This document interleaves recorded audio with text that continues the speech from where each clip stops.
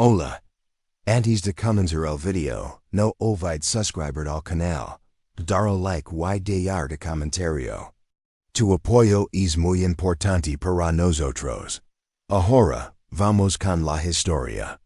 En una noche fría y oscura, marcada por la lluvia constante, que empapa los calles de Buenos Aires, un niño llamado Diego corría por las aceras resbaladizas con la inocencia y el miedo propios de alguien que no conoce las verdaderas sombras del mundo. Tenía apenas 10 años, y sus ojos reflejaban una mezcla de esperanza y desconfianza, pues su vida había estado marcada por la pobreza y la ausencia de un hogar estable.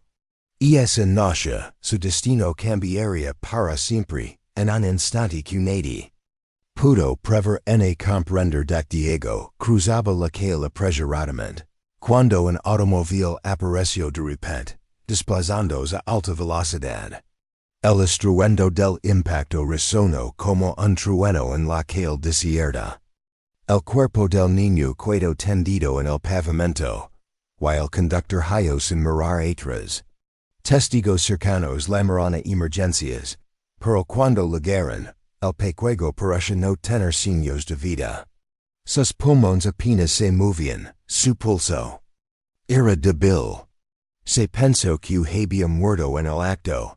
Sin embargo, la verdad era mucho más oscura. Antes de que llegara la ambulancia, una camioneta negra sin placas se detuvo cerca del lugar. Un grupo de hombres vestidos con ropas oscuras descendió rápidamente, arrastrando a Diego con cuidado, como si fuera un objeto valioso, a pesar de su pequeño tamaño y fragilidad. Lo que esos hombres querían era algo muy diferente a la ayuda médica. Diego fue secuestrado por una poderosa red de tráfico de órganos, una organización que movía sus hilos en las sombras y que no dudaba en tomar lo que decía, sin importar las consecuencias. Llevado a un sótano clandestino, Diego fue mantenido en condiciones infrahumanas. Las paredes húmedas y frías, la luz tenue y la constante amenaza de sus captors moldearon las pruebas días de su cautiverio. No entendía por qué lo habían llevado allí, ni qué esperaban de él.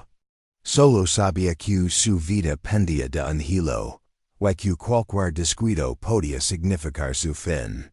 A pesar del miedo paralizante, Diego no perdió la chispa de su espíritu. En su interior, una fuerza silenciosa comenzaba a crecer, una determinación feroz que lo haría desafiar su destino. El trato brutal que recibió fue solo una de las muchas pruebas, en las que fue sometido. Los hombres de la red de tráfico de órganos no solo buscaban cuerpos, sino también controlar el miedo, la desesperación y la sumisión. Pero Diego, incluso en su estado vulnerable, mostró una resistencia que desconcertó a sus captors. Observaba, escuchaba y aprendía en silencio, esperando el momento oportuno para actuar. Su oportunidad llegó una noche cuando la vigilancia se relayó más de lo habitual. Aprovechando un descuido, Diego logró zafarse de sus atadores y escapar por un pasadizo oculto detrás de unas calles viejas. La fuga fue peligrosa y llena de obstáculos, pero su voluntad era más fuerte que el miedo. Corrió sin mirar atrás, hasta perderse en las calles laberínticas de la ciudad. Un mundo desconocido y hostil que ahora era su única esperanza de supervivencia. La libertad no significó alivio inmediato. Diego estaba solo, hambriento y rodeado de peligros mayores. La ciudad de Buenos Aires, con sus luces brillantes y sus oscuros callejones, arida jungla donde los más fuertes sobrevivían y los débiles desaparecían. Pero Diego tenía algo que muchos no, una mente aguda, una intuición para el peligro, y una voluntad inquebrantable de vivir. Durante semanas, Vego por las calles, aprendiendo a esconderse, a robar para comer, a evitar a la policía y a las bandas que dominaban el territorio. Poco a poco, comenzó a entender la jerarquía y el funcionamiento del mundo criminal, que antes solo había visto de lejos. Fue en ese entorno hostil don conoció a Lucas, un joven de 17 años que, aunque también había crecido en las calles, tenía la experiencia y las conexiones necesarias para sobrevivir y prosperar. Lucas vio en Diego algo especial, una mezcla de inteligencia y determinación que no se encontraba fácilmente en los barrios bajos. Lo tomó bajo su protección, enseñando las reglas no escritas de la calle, cómo mover sin ser visto, cómo negociar con respeto y autoridad, y cómo construir una red de aliados en un mundo donde la traición era moneda corriente. Juntos comenzaron a formar un pequeño grupo, reclutando a otros jóvenes que, como ellos, habían sido olvidados por la sociedad y marcados por la violencia. Eran una banda, sí, pero también una familia improvisada que compartía un objetivo común: sobrevivir y encontrar su lugar en un mundo que parecía empeñado en destruirlos. Con el tiempo, Diego se convirtió en el líder natural de ese grupo. Su capacidad para planificar, para anticipar movimientos y para inspirar confianza fue creciendo. Su nombre comenzó a resonar en los círculos bajos de Buenos Aires, y con él la leyenda de un niño que había muerto para el mundo, pero que había renacido en las calles con una fuerza imparable. Pero el pasado siempre vuelve. Diego sabía que la red de tráfico de órganos que lo había capturado no se detendría hasta encontrarlo. La sombra de ese oscuro episodio lo seguía a cada paso, recordando que la lucha por el poder y la supervivencia no era solo contra los rivals en las calles, sino contra enemigos invisibles que movían los hilos de las sombras. Desde el principio, una llama ardía en el corazón de Diego, la necesidad de vengarse de aquellos que le habían robado su infancia y tratado como un objeto. Cada recuerdo de la oscuridad en aquel sótano, cada instante de miedo y desesperación, alimentaba su furia silenciosa. No buscaba solo sobrevivir. Quería hacer que pagaran por el daño causado. Su espíritu, forjado en la adversidad, estaba listo para enfrentar a quienes lo habían arrancado de su vida, y así convertir ese dolor en poder y control. Diego no buscaba solo venganza. Su ambición era mucho mayor.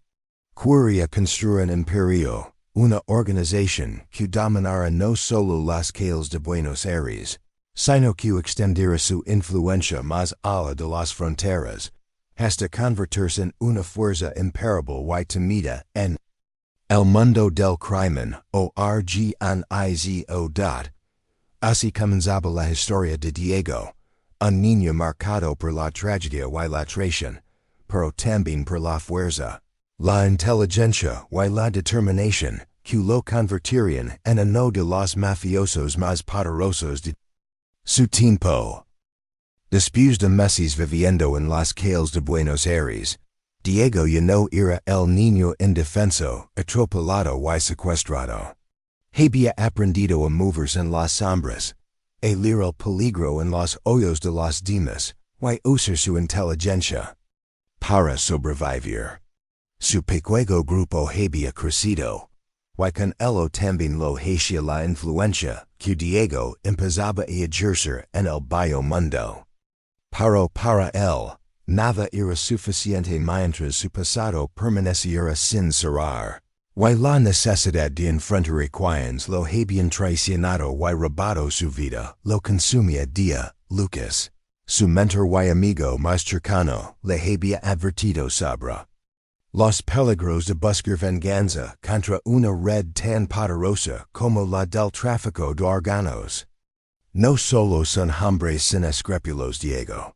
Tan en contactos en la policía, en el gobierno. Why no dudar en aplastar si devuelves una amenaza. Le dio una vez mientras comparten un cigarrillo en un colén oscuro. Pero Diego estaba decidido. Sabía que esa era la única manera de cerrar el círculo, de sanar las heridas invisibles que lo marcaban. Mientras tanto, en las sombras de la ciudad, la organización que lo había secuestrado no había olvidado al chico que escapó de sus manos. El jefe de la red, un hombre conocido solo como el mago, había ordenado que lo encontraran y que nadie se interpusiera en su camino. Para ellos, Diego era una amenaza que debía ser eliminada o sometida a toda costa. Diego no podía confiar en la policía, en ninguna autoridad. Su único camino era fortalecerse y crear su propio imperio, uno que pudiera competir con los más poderosos. Su grupo se transformó en una pequeña pero eficiente organización criminal, dedicada al contrabando, extorsión y tráfico, pero siempre con un código de lealtad interna y respeto por los suyos. Diego era un líder justo pero implacable, ganándose tanto el respeto como el temor de quienes le rodeaban. Su carisma natural y su inteligencia le permitieron tender alianzas estratégicas con otras bandas y organizaciones. Utilizaba la información como arma y siempre estaba varios pasos adelante de sus enemigos. Cada movimiento estaba calculado, cada decisión tomada con la precisión de un jedrecista experimentado. No había lugar para el error, a medida que su poder crecía. También lo hacía su deseo de enfrentarse directamente a el mago y a su red de tráfico. No era solo por venganza personal, sino por demostrar que nadie podía controlar su destino. Sin consecuencias. Sabía que la batalla sería dura y que muchos serían en el camino, pero estaba dispuesto a pagar el precio de los ecos en la que le habían enseñado que la lealtad era frágil y que la traición estaba a la vuelta de la esquina. Por eso, Diego solo confiaba en aquellos que habían demostrado su valía en las peores circunstancias. Su círculo íntimo estaba formado por hombres y mujeres que, como él, habían sido forjados en el fuego de la adversidad. Entre ellos destacaba Sofía, una mujer fuerte y astuta, que había escapado de un pasado igual de oscuro. Ella se convirtió en su mano derecha y en la persona que más confiaba en todo el mundo. Su relación, aunque basada en la confianza y la lealtad, también era compleja, pues ambos entendían que en su mundo no había lugar para debilidades. Mientras tanto, el mago comenzaba a sentir la presión de Diego y su creciente poder. Sus intentos por eliminarlo con asesinos a sueldo y emboscadas habían fallado una y otra vez. Esto solo alimentaba el odio y la paranoia del líder del tráfico de órganos, quien estaba decidido a acabar con Diego de una vez por todas. Pero Diego tenía un plan. Sabía que para destruir a el mago, debía atacar su red desde dentro, desmantelarla pieza por pieza. Para eso, envió a sus mayores hombres y infiltró la organización enemiga, recopilando información vital que usaría para decidir una guerra sin cuartel. En esas maniobras, Diego mostró su lado más frío y calculador. No dudaba en eliminar a quienes traicionaban o se interponían en su camino, y su reputación de hombre despiadado comenzó a consolidarse. Pero también mostraba una faceta diferente con aquellos que le eran leales, cuidándolos y recompensándolos. Generosamente, el tiempo pasaba, y la ciudad se convertía en un tablero donde Diego movía sus piezas con maestría. Sabia que la verdadera guerra apenas comenzaba. Y que su destino estaba ligado a un enfrentamiento inevitable con el mago. Y la oscura red que una vez casi lo destruyó. Cada noche, mientras observaba las luces de Buenos Aires desde la azotea de un edificio que ahora era suyo, Diego recordaba al niño asustado que una vez fue, y permitió no volver a ser víctima. La venganza era solo el primer paso hacia un imperio, que lo llevaría a ser el hombre más poderoso y temido de la ciudad. La tensión en Buenos Aires se palpaba en el aire. La batalla silenciosa entre Diego y el mago comenzaba a dejar cicatrices visibles en la ciudad. Aquellos que antes eran territorio de una sola banda, ahora se convirtieron en campos de disputa. Nadie quería involucrarse directamente, pero todos sentían que algo grande se avecinaba.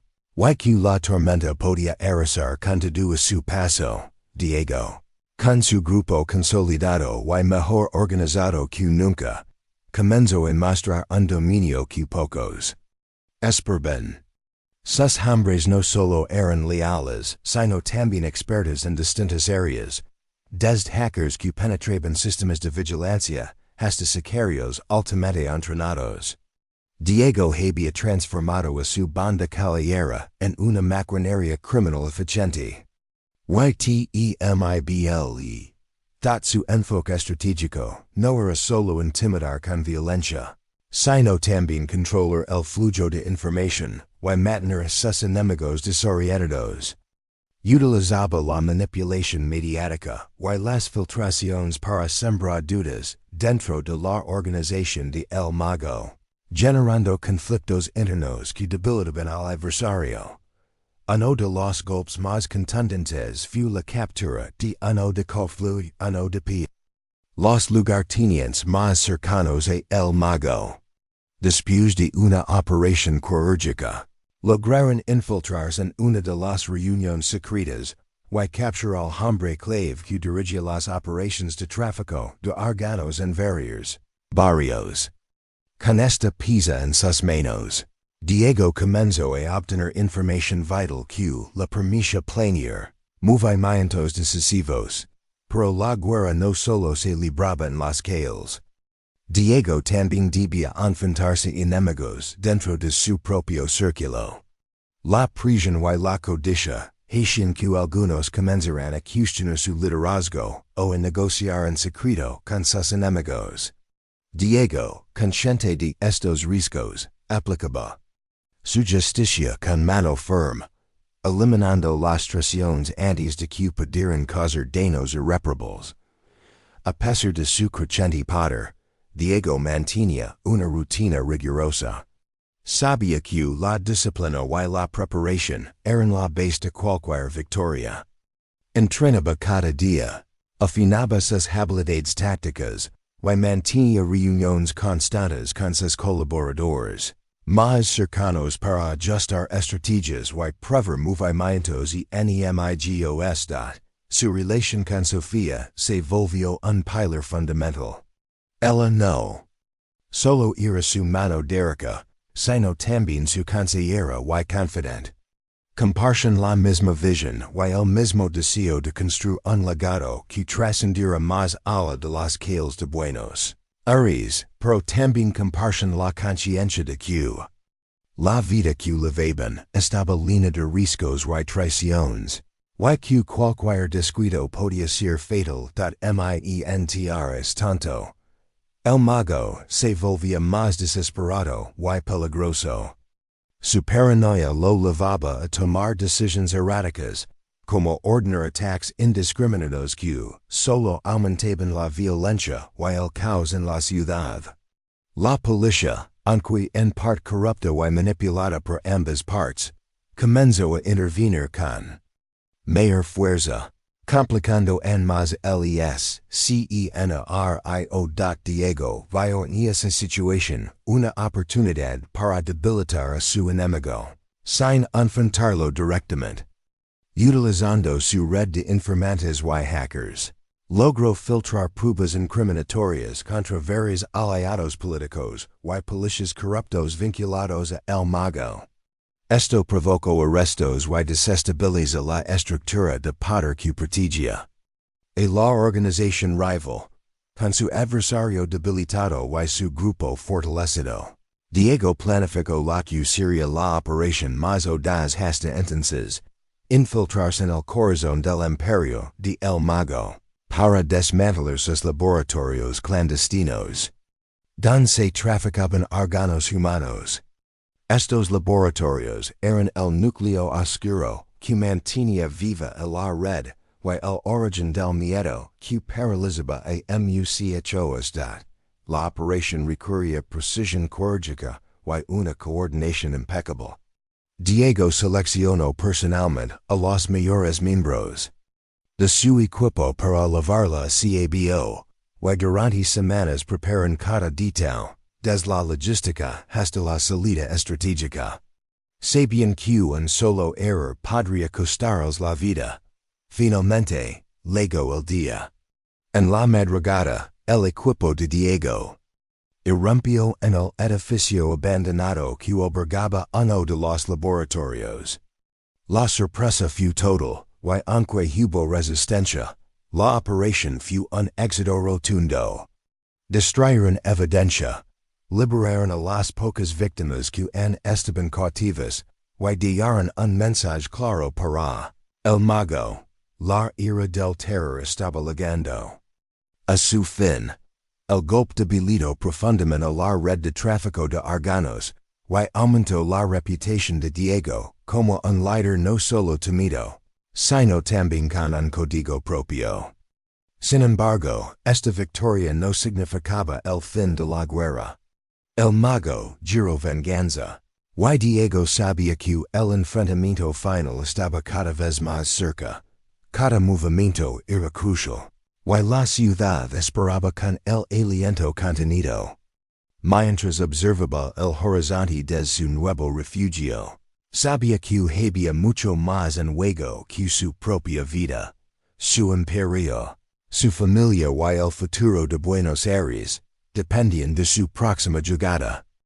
La sombra de la guerra entre Diego y el Mago se extendía sobre Buenos Aires como una tormenta inminente.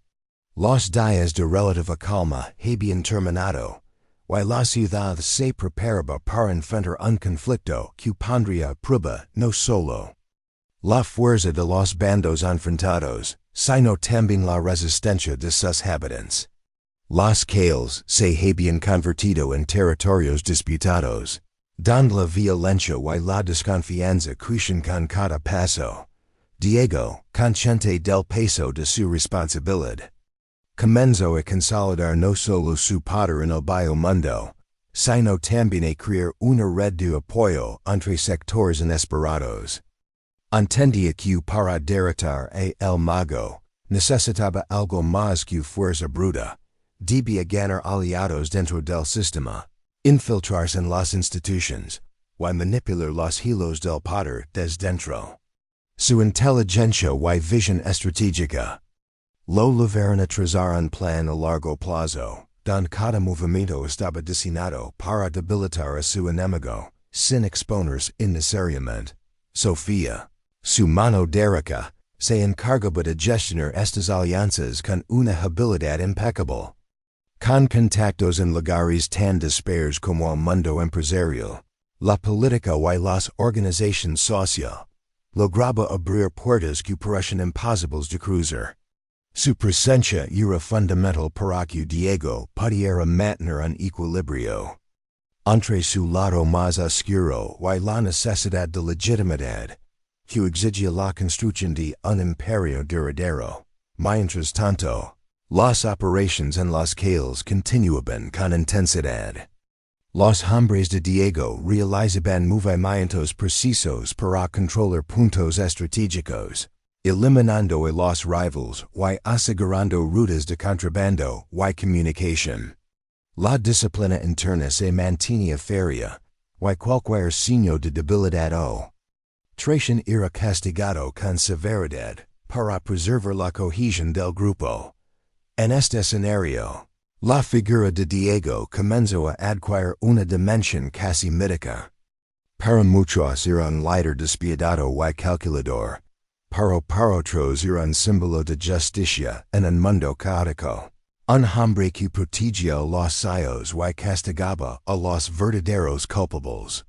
Esta dualidad le permitía navegar en aguas turbulentas, ganando respeto y temor a partes iguales. Sin embargo, no todo era control y victoria. Diego enfrentaba también conflictos personales que amenazaban con desestabilizarlo. La relación con Sofía, aunque fuerte, se veía tensionada por el peso de sus responsabilidades, y las sombras del pasado que ambos cargaban.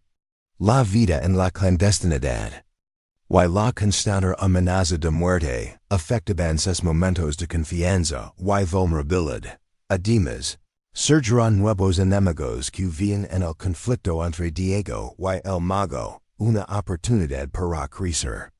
Bandas menores, ambiciosos traficantes, y antiguos aliados traicioneros, comenzarán a mover sus piezas, buscando sacar ventaja del caos para expandir su influencia.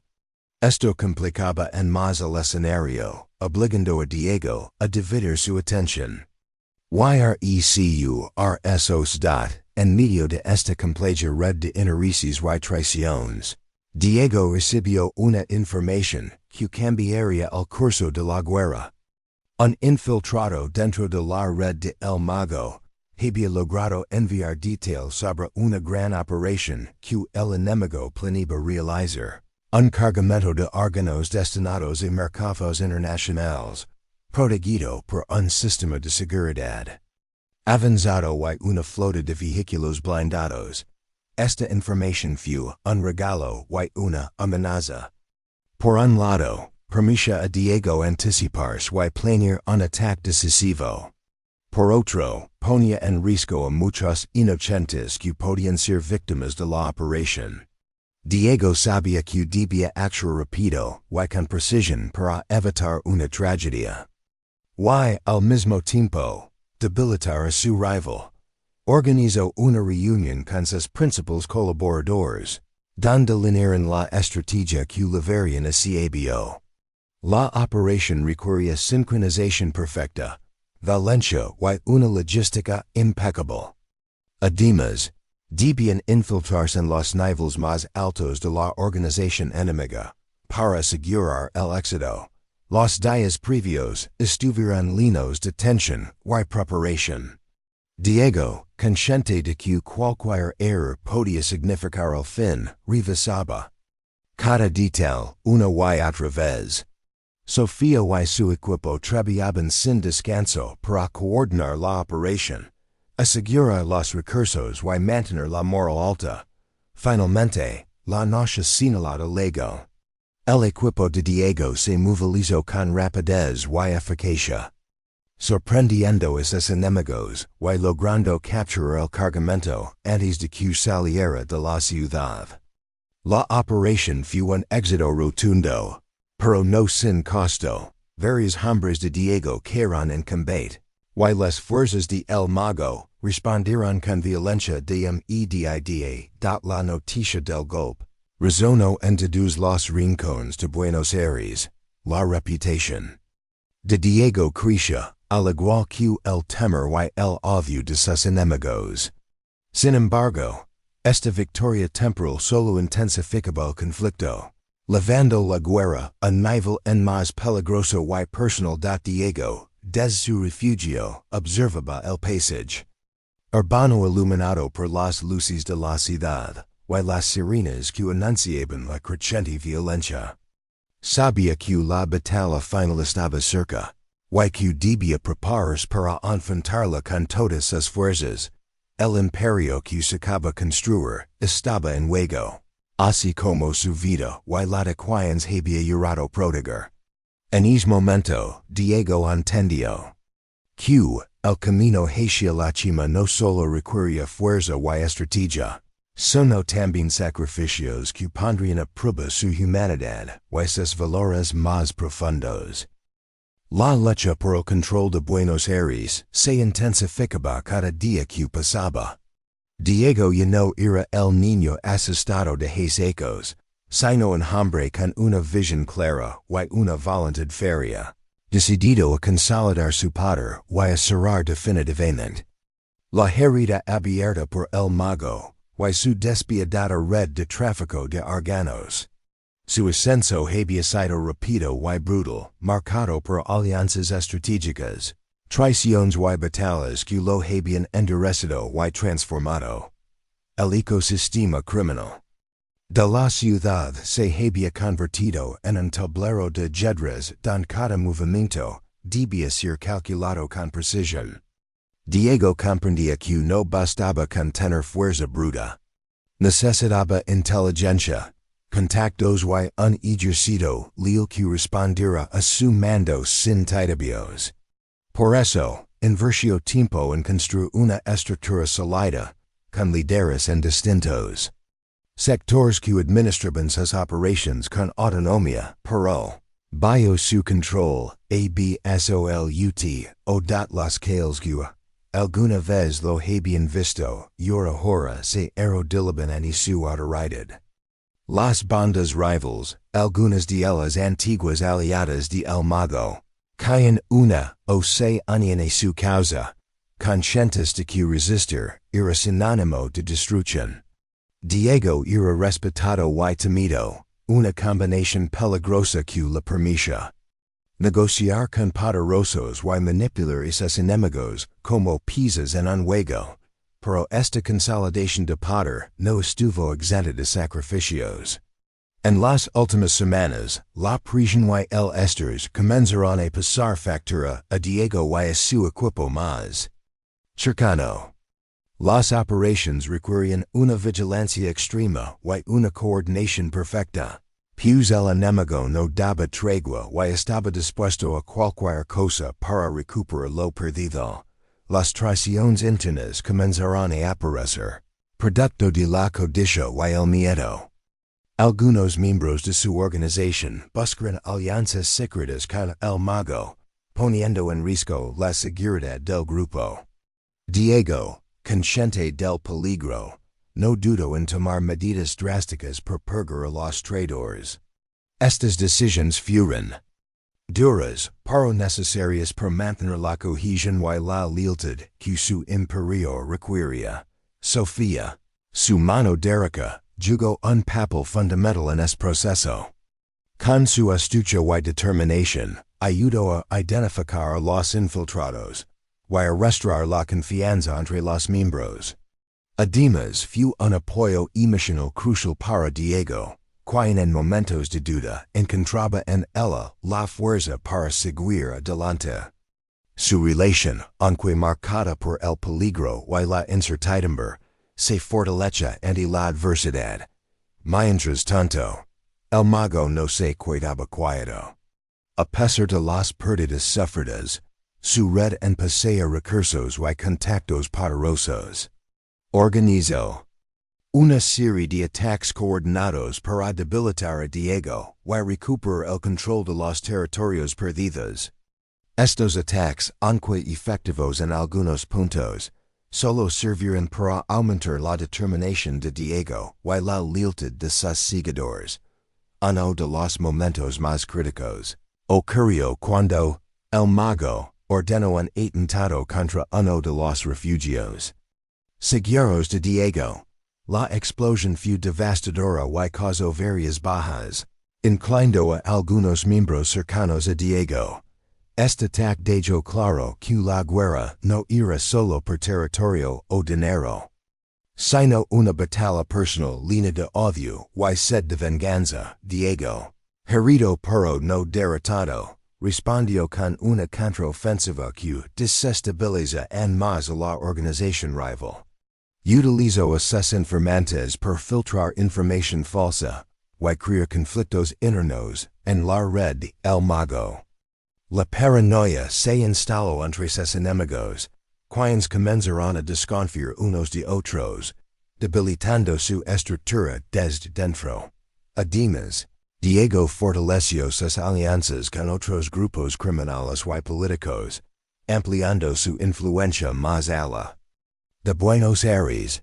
Esta expansión estratégica le permitió acceder a recursos y protección que le darán ventaja en la guerra, consolidando su posición como un actor clave en el crimen organizado regional. En el plano personal, Diego enfrentaba una lucha interna entre el hombre que había sido y el líder que debía ser. La dureza del camino lo había aliado de la inocencia y la esperanza, y aunque mantenía viva la llama de la justicia y la venganza, sabía que debía cuidar su humanidad para no perderse en la oscuridad que lo rodeaba.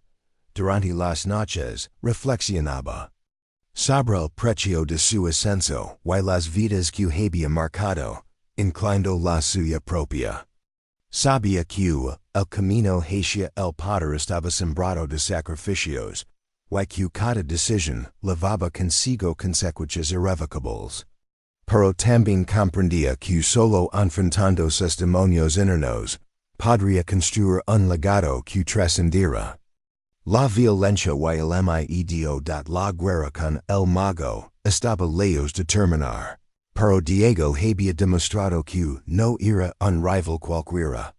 Su inteligencia, liderazgo y voluntad inquebrantable lo habían llevado a la cima, y estaba decidido a mantenerse allí, sin importar los obstáculos que se presentaran, mientras observaba la ciudad desde su refugio. Con la mirada fija en el horizonte, Diego se preparaba para la siguiente etapa de su lucha.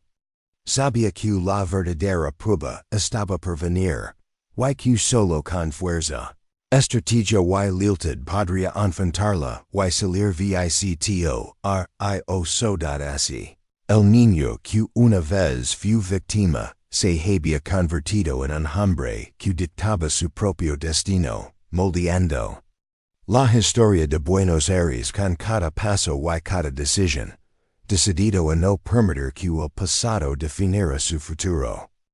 La batalla entre Diego y el mago había dejado heridas profundas en Buenos Aires, pero también había creado en Diego una nueva comprensión sobre el precio del poder y la fragilidad de la confianza en su mundo.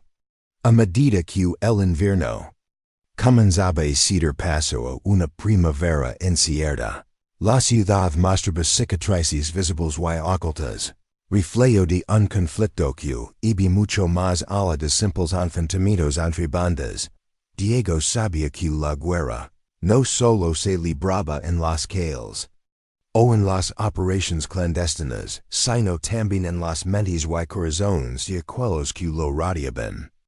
La tensión entre sus hombres aumentaba, y la paranoia crecía, pues las traiciones internas y las dudas amenazaban con fracturar la sólida estructura que había construido. En su refugio, Diego pasaba largas horas analizando cada movimiento, revisando informes y escuchando las preocupaciones de sus colaboradores más cercanos. Una tarde lluviosa, Sofía entró en la sala donde Diego estudiaba mapas y documentos. Sus ojos reflejaban preocupación, pero también determinación. Tenemos un problema, dijo con voz firme. Hay rumores de que uno de nuestros capitanes está negociando con el mago. Si eso es cierto, podría ser el golpe fatal para nosotros. Diego levantó la mirada y asintió lentamente. Lo sé. He notado movimientos extraños en su zona, pero no podemos actuar sin pruebas sólidas. La traición es un veneno que mata desde dentro, pero si acusamos sin fundamentos, perderemos más que un hombre. Sofía frunció el ceño y se acercó a la mesa. He enviado a dos hombres de confianza para vigilarlo y recopilar información.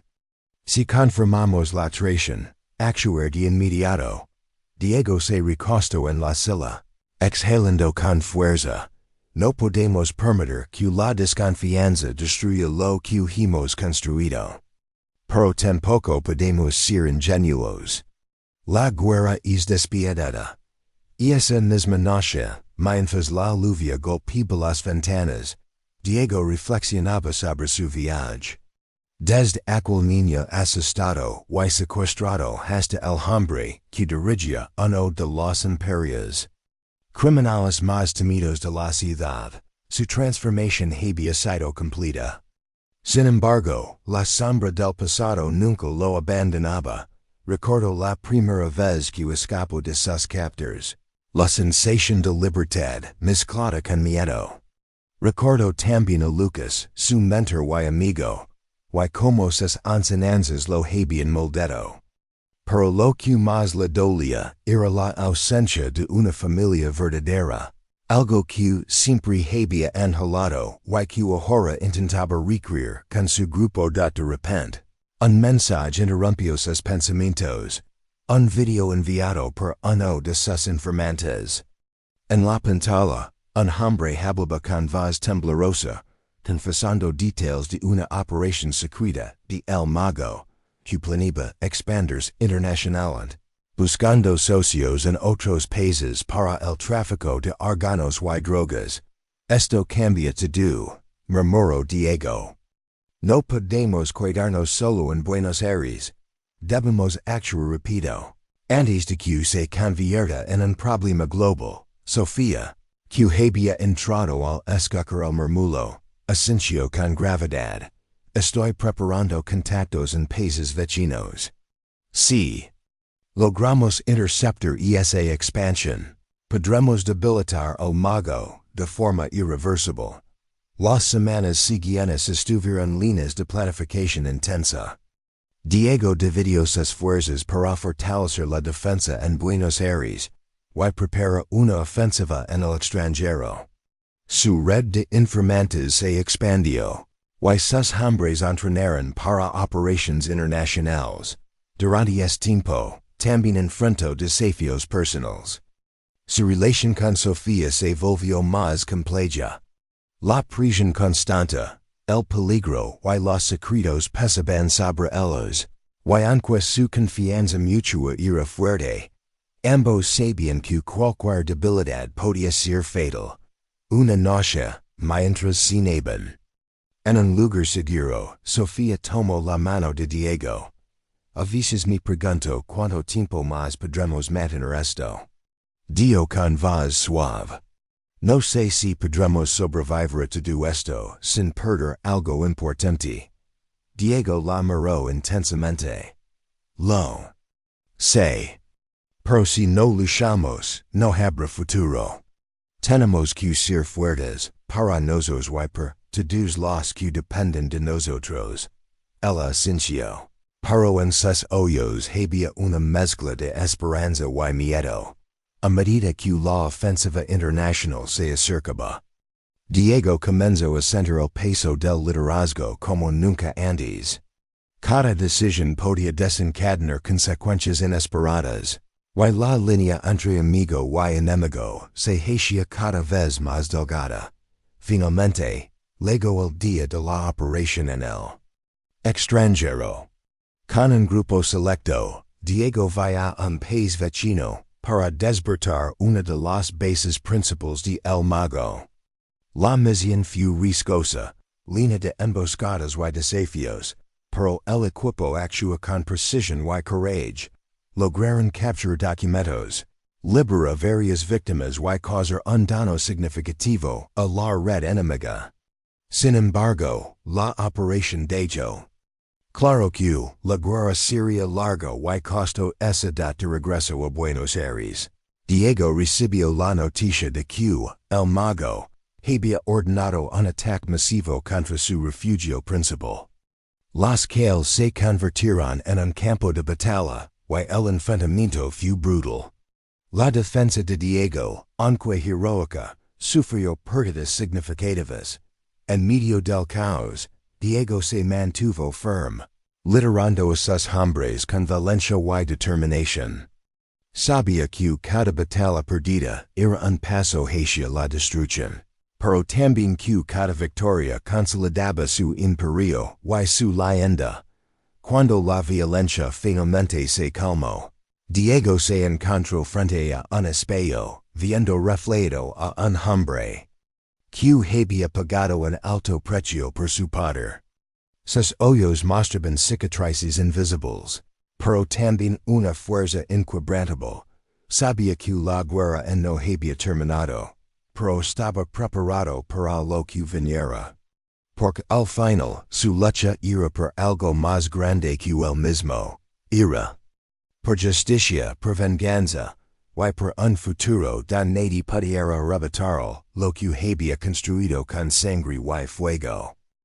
Tras la violenta batalla que dejó heridas visibles y profundas en el entramado del poder en Buenos Aires, Diego comprendió que la guerra con el mago ya no era solo una confrontación entre dos hombres, sino una lucha que definiría el destino de toda la ciudad y sus alrededores.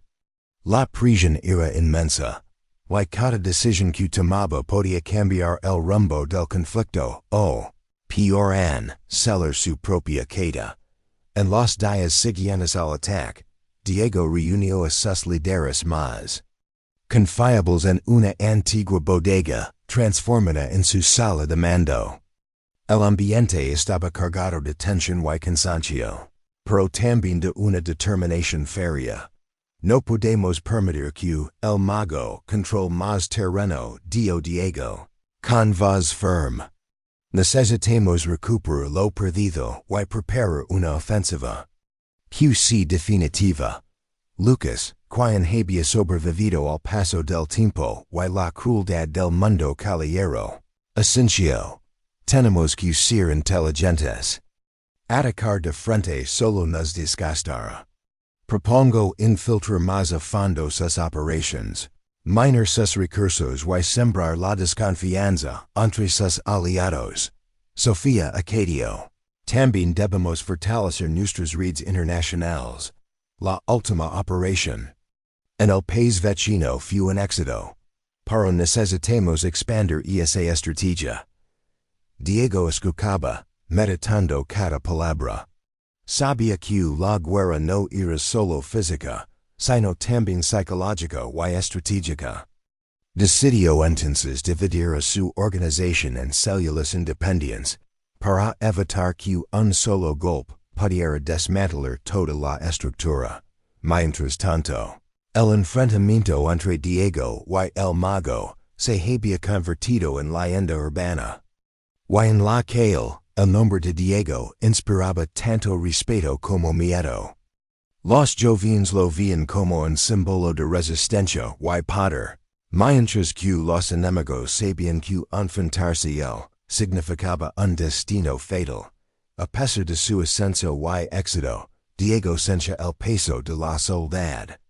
En las noches más oscuras, recordaba a su madre y a los días antes del accidente. A veces, esa nostalgia le permitía mantener la humanidad, que la guerra amenazaba con borrar, pero también sabía que debía ser implacable. La guerra había quebrado demasiadas vidas y no podía permitirse mostrar debilidad. En su mente, el objetivo era claro: destruir el mago y consolidar un imperio que nadie pudiera desafiar.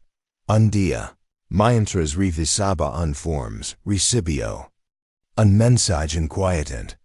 Uno de sus aliados más cercanos había desaparecido sin dejar rastro. Las sospechas no tardaron en surgir, y pronto se confirmó que había sido capturado por la organización rival, quien buscaba obtener información crítica. Este hecho despertó en Diego una mezcla de ira y urgencia. No solo estaba en juego su poder, sino también la vida de quienes consideraba parte de su familia. Decidió entonces planear un rescate audaz y peligroso. Con un equipo selecto, Diego se infiltró en uno de los bastions de El Mago, una fortaleza en las afueras de la ciudad. FUERTEMENTE, custodiada y equipada con tecnología avanzada.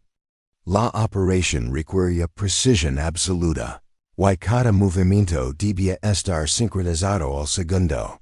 el plan fue ejecutado con maestría.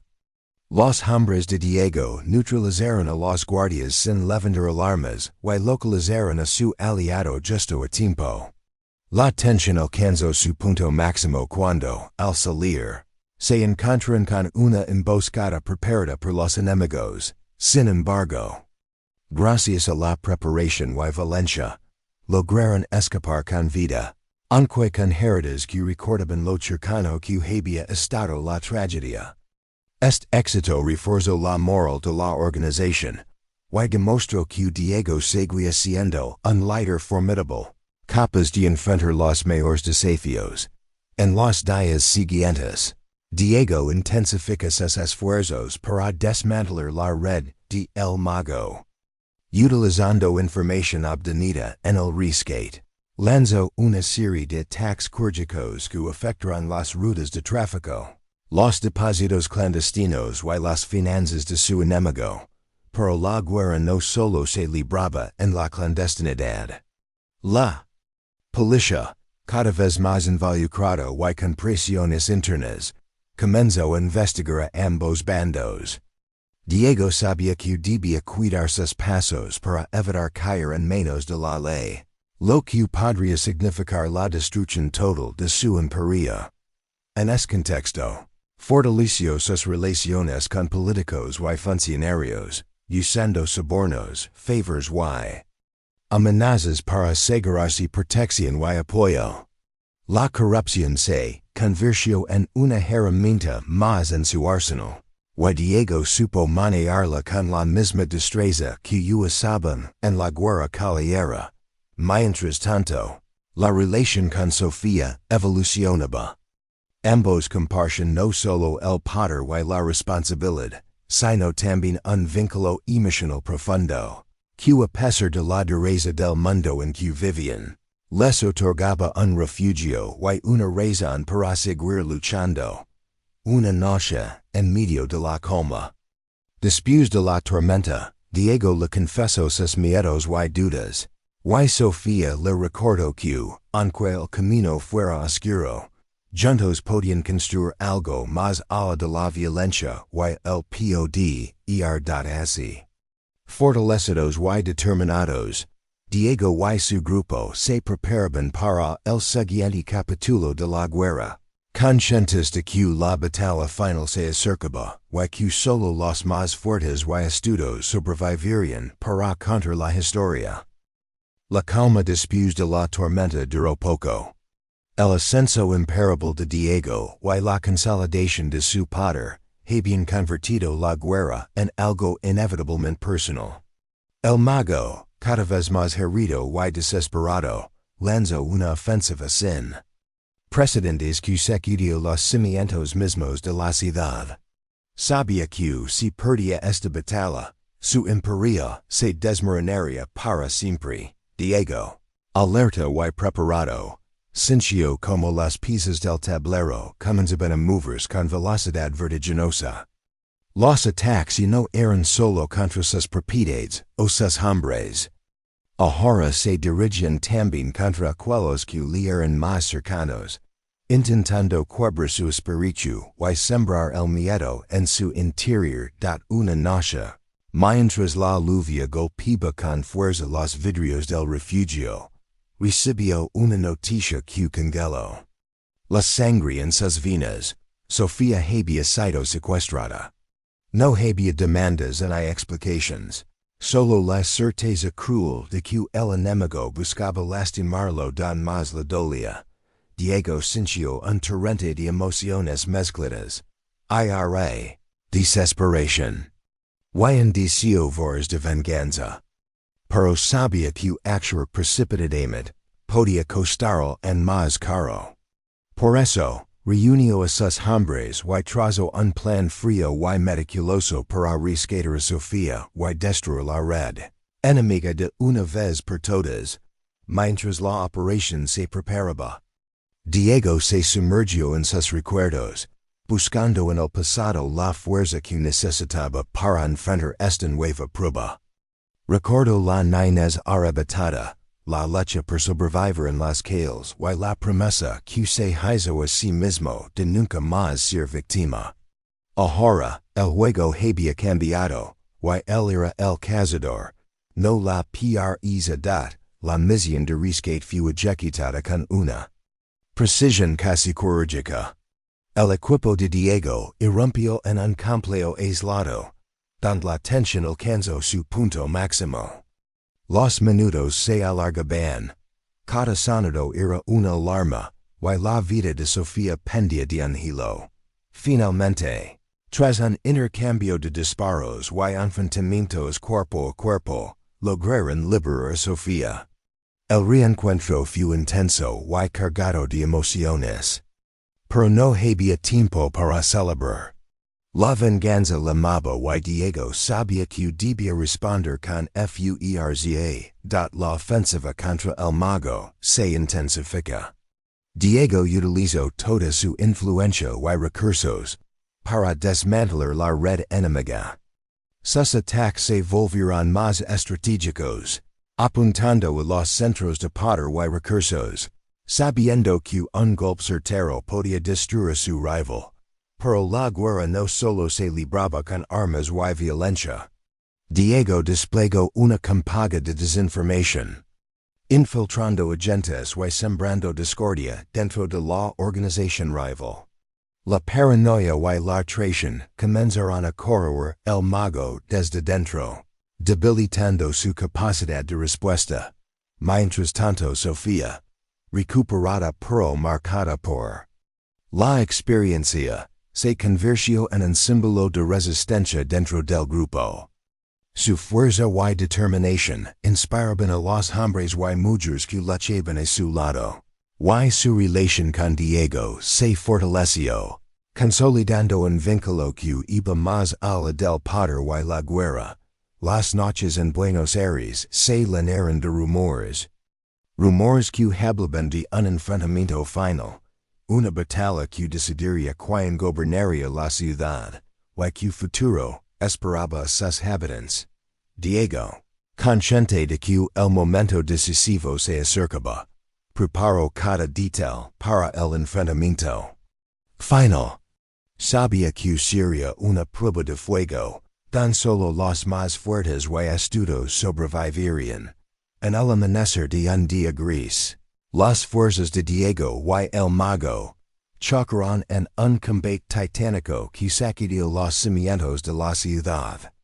La violencia fue brutal, las pérdidas inmensas, y el destino de Buenos Aires pendía de un hilo. Entre explosions, disparos y estrategias en movimiento, Diego mostró por qué había llegado tan lejos. Su liderazgo, coraje y determinación marcaron la diferencia en la batalla, mientras sus hombres luchaban con ferocidad y lealtad. Finalmente, en un enfrentamiento cara a cara, Diego y el mago se encontraron. La tensión era palpable, y las palabras sobraban. La lucha fue intensa y despiadada, reflejo de ecos de odio y traición. Cuando el polvo se asentó, solo uno quedó en pie. Diego, herido pero victorioso, había derrotado a su enemigo y consolidado su lugar como el hombre más poderoso de Buenos Aires de la ciudad. Aunque marcada por la guerra, empezaba a respirar un aire diferente. Diego, ahora líder indiscutible, se enfrentaba a un nuevo desafío, transformar su imperio criminal en una fuerza que pudiera sostenerse y proteger a quienes dependían de él. Sabía que el poder traía consigo responsabilidad, y que su camino apenas comenzaba. Pero también sabía que, por primera vez en su vida, tenía el control de su destino. Es observaba la ciudad desde su refugio. Con la mirada fija en el horizonte, Diego sentía que la historia que una vez comenzó con dolor y traición ahora podía tener un nuevo capítulo, uno que él escribiría con fuerza, inteligencia y quizás redención. La victoria sobre el mago, Marco un antes y un después para Diego y para Buenos Aires. La ciudad, aunque agitada y herida, empezaba a adaptarse a un nuevo orden bajo el mando del hombre, que una vez fue un niño perdido, y ahora se había convertido en el mayor capo del crimen organizado. Pero con el poder legaban nuevos ritos, y Diego sabía que su reinado sería puesto a prueba desde todos los frentes. Después de la batalla final, Diego se enfocó en fortalecer su imperio, y en transformar lo que había construido en algo más sólido y duradero. No bastaba con el miedo y la violencia. Necesitaba legitimidad, influencia y redes que lo sostuvieran. Así, comenzó a acercarse sectores legales de la sociedad, estableciendo relaciones con empresarios, políticos y funcionarios que pudieran proteger sus intereses y ampliar su alcance. Uno de sus primeros pasos fue crear una fachada empresarial legítima que operara en varios sectores, desde bienes raíces hasta importaciones. Esto le permitió lavar dinero y generar ganancias legales, además de tener un brazo comercial que servira para influir en la economía local. Pero, aunque el imperio crecía, las amenazas no desaparecen. Diego enfrentaba la presión constante de rivals que veían en su ascenso una oportunidad para desafiarlo. Grupos emergentes y exaliados traidores comenzaban a organizarse para debilitarlo y tomar el control de sus territorios.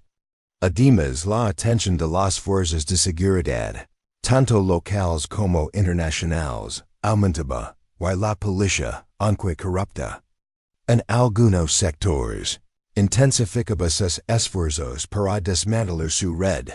Para enfrentar estos nuevos peligros, Diego reforzó su equipo de seguridad y creó una red de espionaje que le permitía anticipar movimientos enemigos y fugas de información. La tecnología se convirtió en un aliado fundamental, con hackers y expertos en vigilancia que protegían sus operaciones y atacaban a sus adversarios desde la sombra, pero no todo era guerra y estrategia. Diego también comenzó a construir una vida más estable y personal, buscando recuperar el tiempo perdido y sanar las heridas que la violencia había dejado en su alma.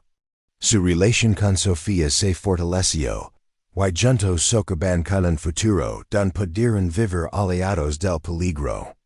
Y la traición. En medio de esta búsqueda de estabilidad, Diego decidió reconciliarse con algunos miembros de su familia, que había perdido de vista ecos atrás. Estos encuentros fueron difíciles y emotivos, pues las cicatrices del pasado no desaparecen con facilidad. Sin embargo, para Diego, eran un paso necesario para encontrar un equilibrio y reafirmar sus raíces. Mientras tanto, las operaciones en las calles continuaban bajo su supervisión, con un control férreo que evitaba excesos y mantenía el orden dentro de su organización. La disciplina era estricta, y cualquier acto de violencia innecesaria o traición era castigado severamente para preservar la estabilidad.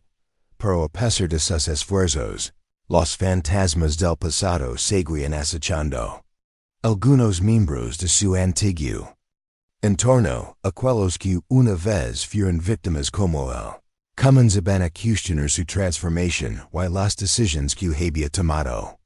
La dualidad entre el hombre que luchaba por justicia y el capo que dirigía un imperio criminal generaba conflictos internos y externos.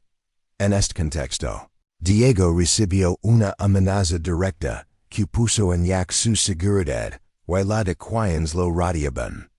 Un antiguo aliado traicionado por Diego buscaba venganza y estaba dispuesto a todo para destruirlo.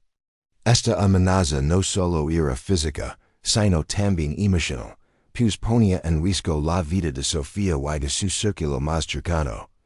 decidido a proteger lo que había construido y acquiens amaba. Diego trazo un plan para neutralizar este enemigo.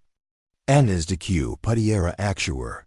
La operación fue compleja y arriscada, implicando infiltrations, negociaciones y enfrentamientos que pusieron a prueba la lealtad y capacidad de su equipo. Finalmente, 3 semanas de tensión, Diego logró eliminar la amenaza, consolidando en más su poder y enviando un mensaje claro a quienes pensaban desafiarlo. Pero esta victoria tuvo un costo. La incertidumbre y la paranoia se intensificaron. Y Diego comenzó a cuestionar cuánto tiempo podría mantener este equilibrio, sin perder su humanidad. En medio de estas reflexiones, Diego encontró un inesperado aliado en un viejo enemigo convertido en socio estratégico. Juntos comenzaron a disegar un plan para expandir su imperio a nivel internacional, aprovechando conexiones en varios países y mercados clandestinos. Este proyecto ambicioso exigia recursos, inteligencia y confianza, y puso a prueba las habilidades diplomáticas y estratégicas de Diego. En el camino, enfrentaron desafíos imprevistos, desde traiciones internas hasta intervenciones policiales internacionales. Pero Diego, con su experiencia y liderazgo, logró superar estos obstáculos y avanzar en su objetivo, demostrando que su poder y visión iban más allá de las calles de Buenos Aires. Sin embargo, la lucha interna seguía presente. Cada paso hacia la consolidación de su imperio lo aliaba más de la inocencia y la esperanza que alguna vez tuvo, y la sombra de su pasado le recordaba constantemente el precio de sus decisiones. A pesar de todo, Diego se mantenía firme, decidido a escribir su propia historia y a dejar un legado que trascendiera el dolor y la violencia que marcaron sus primeros años. Así, la historia de un niño perdido que se convirtió en uno de los mafiosos más poderosos del mundo continuaba, con nuevos desafíos y una voluntad inquebrantable que lo impulsaba hacia adelante, siempre un paso adelante de sus enemigos y de sí mismo. La noche había caído sobre Buenos Aires y con ella un silencio inquietante se apoderaba de las calles. Diego, desde su despacho iluminado solo por la tenue luz de una lámpara antigua, reflexionaba sobre todo lo que había vivido. La ciudad, que había conocido como un niño perdido y aterrorizado, era ahora el reino que él había feriado con sangre, sudor y sacrificios inimaginables. El camino había sido largo y lleno de obstáculos. Cada victoria, cada derrota, cada traición y cada acto de lealtad habían talado en su alma cicatrices profundas, pero también una fuerza inquebrantable. Diego sabía que el poder que tenía ahora no era un regalo ni un premio, sino una carga que debía llevar con responsabilidad y cuidado. Los ecos de lucha con el mago habían terminado, pero la guerra interna continuaba.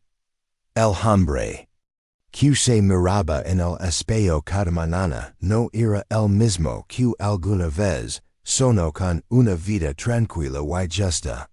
Había tenido que renunciar a partes de sí mismo para sobrevivir en un mundo cruel y despiadado.